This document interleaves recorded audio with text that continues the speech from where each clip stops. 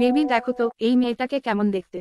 মুখে চোখে কথা বলো, মুখে কিছুই বলো না।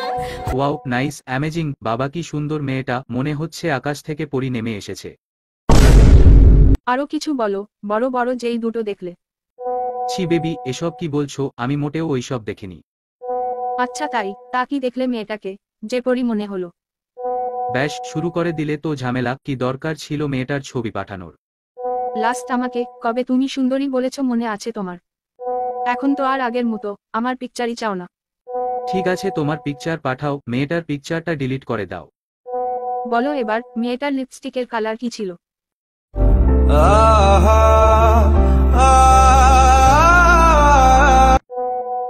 আচ্ছা, তো এরকম কোশ্চেন করে আমাকে দিয়ে কি প্রমাণ করতে চাইছো? शाबाश बेटा। জানি তুমি বলতে পারবে না, তুমি তো দুধ দেখছিলে। ये फंस गया सीएम। এতদিনের রিলেশনে তুমি তো কোনোদিন বলনি আমাকে পরীর মতো লাগছে।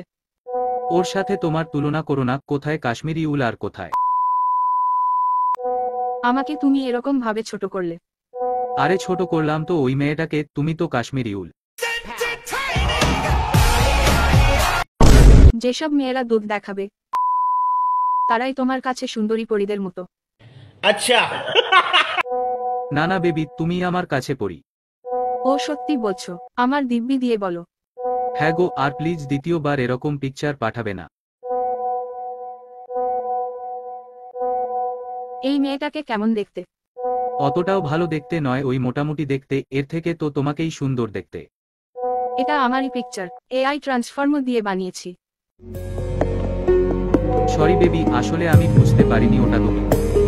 আর কোনো জন্মেও বুঝতে পারবি না তুমি। আজকের পর আমাকে আর ফোন মেসেজ করবে না, বাই। सारी उम्र मैं जो कर जा बड़े